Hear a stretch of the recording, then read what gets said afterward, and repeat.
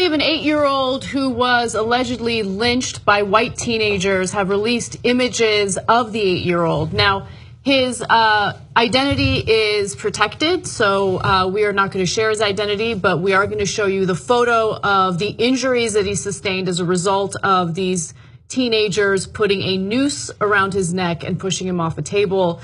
It is a graphic image. I want to warn you guys before I show you. Let's take a quick look. Okay, he survived. They hung him, but he didn't die.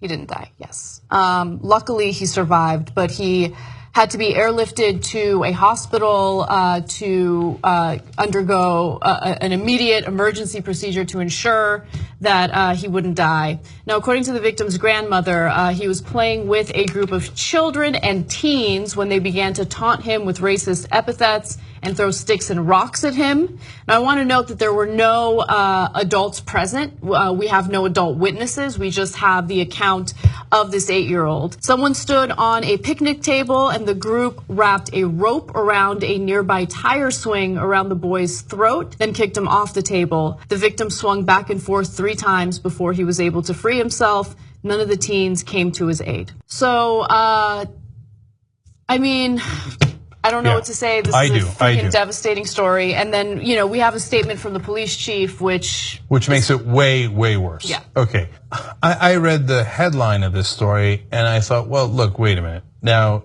his injury looks terrible, but we need more context here. Was it friends and they were goofing around? I remember there was a rope near a lake by our house, and who knows, maybe goofing around, you get caught in the wrong way, right? Are they friends? Are they not friends? And then how do the authorities react? Do they take it seriously? Do they not take it seriously? We'll get to that in a second. And when you hear the details, no, it's worse than I imagined.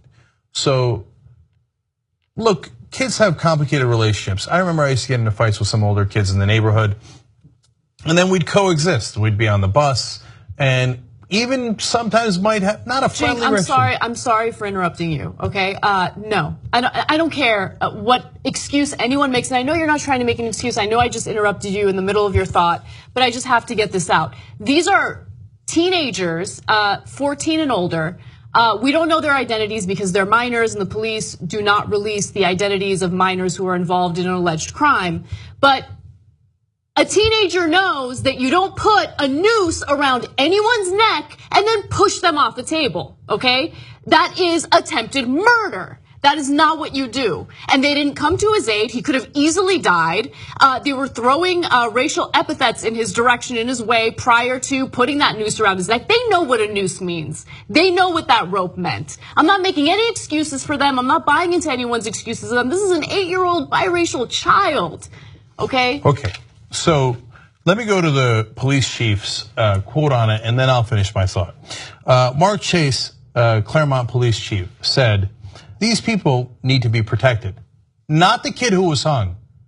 He's referring to the kids who hung him. He said, mistakes they make as a young child should not have to follow them for the rest of their life. Okay, so now I set all that up in terms of how it could have gone. But it didn't go that way. This case is absolutely clear. Anna's right. So look, we don't need to make it personal, and I hope in order for you to empathize, but I'm going to because it affects me. I have a 7-year-old biracial son. Now he happens to be half Chinese, but the Steve Bannons of the world don't like Chinese people either. Furthermore, it's much worse than that. This is in New Hampshire. I've got a godson who's black, who lives in New Hampshire, who's right around this age. Some 14-year-olds who don't know him, hang him from a tree and don't help him, goddamn right that's attempted murder. Look, if we don't have justice in this country, it's gonna get to a really bad place where vigilante justice begins. We don't have justice in this country. And we don't want that. We don't want that under any circumstance. But you start hanging our kids, and then the cop says, we gotta protect the kids who did the hanging? Are you insane? Are you insane? Now look, if you say, hey, look, man, come on, have some empathy for the 14-year-olds don't know what they're doing, and they're minors, and that's why we have the rules about minors don't get tried as adults.